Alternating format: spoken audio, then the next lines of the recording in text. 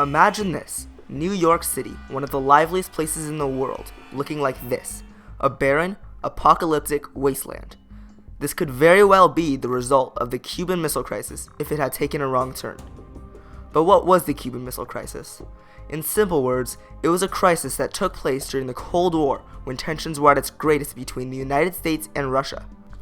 Over the next several minutes, we will be going in depth of the occurrences during the Cuban Missile Crisis, as well as discussing the successes, failures, and consequences of the incident.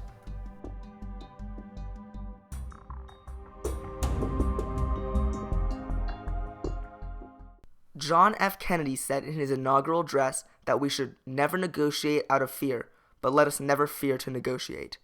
When the USSR threatened the Western Hemisphere by placing missile sites in Cuba, Kennedy stayed true to his words by compromising with Chairman Khrushchev and maneuvering his way out of a potentially life-threatening situation through his careful and precise handling of the crisis. The Cuban Missile Crisis was caused indirectly by Fidel Castro's rise to power. After he destroyed the established government, he turned Cuba into a Marxist-Leninist regime, a form of communism. Due to our ongoing debate with Russia concerning communism, the Cold War began. Throughout it, both sides built up their nuclear and conventional weapons, while the US and its allies attempted to contain communism. Containment is a policy in using military, economic, and diplomatic strategy to keep socialism and communism from spreading into other parts of the world. When socialism spread to Cuba, the US had failed in containment, and many native citizens tried to escape the new government. These exiles wanted to retake their land in Cuba and sought the help of the US. After the exiles' failed invasion through the Bay of Pigs, the USSR began surreptitiously building medium-range ballistic missile sites in Cuba. The missiles that would be placed here would have had striking capability against most of the Western Hemisphere. Tensions were high between the two countries when Soviet Chairman Nikita Khrushchev attempted to transport missiles to Cuba. Khrushchev's reasoning for constructing the sites was the United States' placement of missiles throughout Europe that had the capability of destroying the Kremlin, the federal heart of Moscow. On October 14, 1962, American U-2 photo reconnaissance planes discovered the launch sites. This marked the beginning of the Cuban Missile Crisis. When the Kennedy administration was informed about this, they were required to choose their actions very carefully as not to trigger nuclear warfare. The US government eventually decided on the following 7 actions.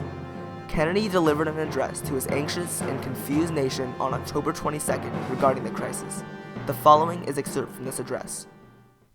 First, to halt this offensive buildup, a strict quarantine on all offensive military equipment under shipment to Cuba is being initiated. All ships of any kind bound for Cuba, from whatever nation or port, where they're found to contain cargoes of offensive weapons, be turned back. Kennedy's issuance of a selective quarantine on the ports of Cuba was a smart move because it would prevent dangerous military equipment from reaching its destination, but would not be a complete blockade of everything entering the country, which would have been considered an act of war. Additionally, Kennedy stated that he would pay close attention to any suspicious activity occurring within Cuba through reconnaissance. This would help us keep track of their military actions without provoking war. However, he made clear that the U.S. military would retaliate if there was an attack anywhere in the Western Hemisphere, and reinforce the United States base at Guantanamo, which was strategically located on the island of Cuba. These were smart tactics because it increased our preparedness for war without actually starting one. Kennedy also wanted to make sure that the United States would not act alone in the crisis. He consulted his allies and brought up an emergency United Nations meeting to discuss our course of action. Kennedy concluded by speaking directly to Khrushchev and advising him to take the route of peace and end this ongoing confrontation. Seventh and finally, I call upon Chairman Khrushchev to halt and eliminate this clandestine, reckless, and provocative threat to world peace and to stable relations between our two nations. I call upon him further to abandon this course of world domination and to join in an historic effort to end the perilous arms race and to transform the history of man. Finally, on October 28, 1962, Kennedy and Khrushchev reached an agreement. If the United States would withdraw their missiles from Turkey and Italy, Russia would do the same with Cuba. Khrushchev announced on Moscow radio that he would withdraw the missiles. What was not announced, however, was our withdrawal of missiles in Europe. Kennedy stayed true to his words. He did not fear to negotiate with Khrushchev, and by his careful and well-thought-out decisions, he ended the crisis before any harm was done. Although the Cold War was a time of great conflict between the Soviet Union and America, it did not consist of any direct confrontations or battles. As a result, there were limited amounts of successes and failures. However, there were a few successes on our part. For example, there were no confrontations between the US Navy and the USSR Navy due to the United States selective quarantine. Although Kennedy was considering an invasion of Cuba, he decided against it as that would only lead to more conflict. The quarantine was a success because it fulfilled its cause by preventing missiles to be shipped to Cuba, as well as not being a strong enough act to provoke war. Another successful action by the United States was the withdrawal of missiles from Cuba using only diplomatic muscle. In less than 2 weeks, Kennedy took a potential war threat and prevented it from developing into a nuclear war. This is an example of Kennedy succeeding in living up to his statement, "Let us never negotiate out of fear, but let us never fear to negotiate." I think that it was the first time that America had an opportunity to see the strength of our President Kennedy,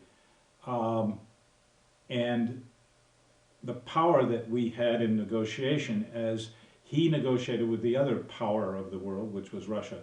And in doing that, the strength that America showed almost erased the problem of the weakness we showed during the Bay of Pigs. The Cuban Missile Crisis had few failures. During the time period of the crisis, some deaths such as the combat death of Major Rudolph Anderson occurred, but a few other deaths also occurred. Major Anderson was shot down in his U-2 reconnaissance plane on October 27, 1962, by a local Soviet commander acting on his own authority. This was a failure because we should have taken better precautions and prevented this from happening altogether.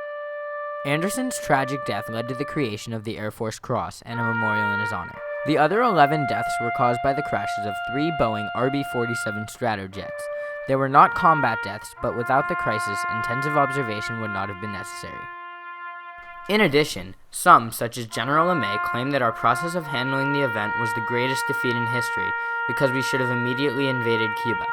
It is unknown whether doing so would have produced better results, but this would probably have produced far worse results.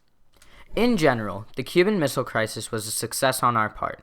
Although Major Anderson's death was tragic, many more could have occurred if we had made the wrong move.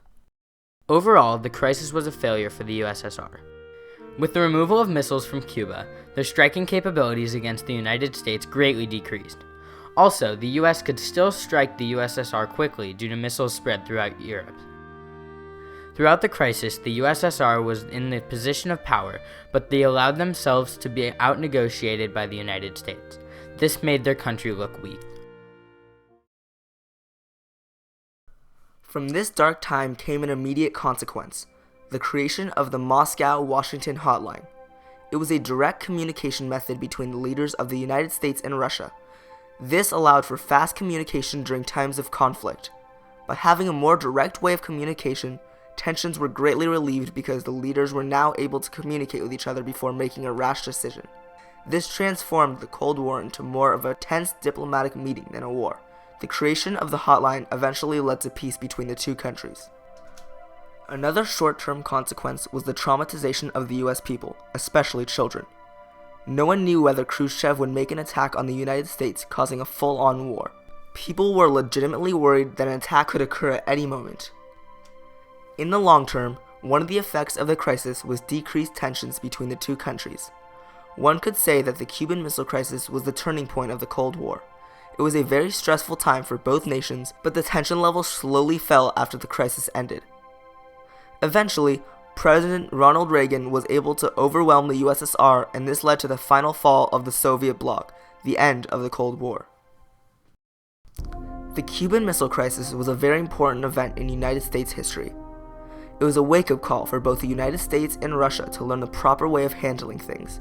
Kennedy proved himself by showing he was not afraid to compromise, and because of his deliberate handling of the event, we found that the relations between the two nations undoubtedly changed for the better.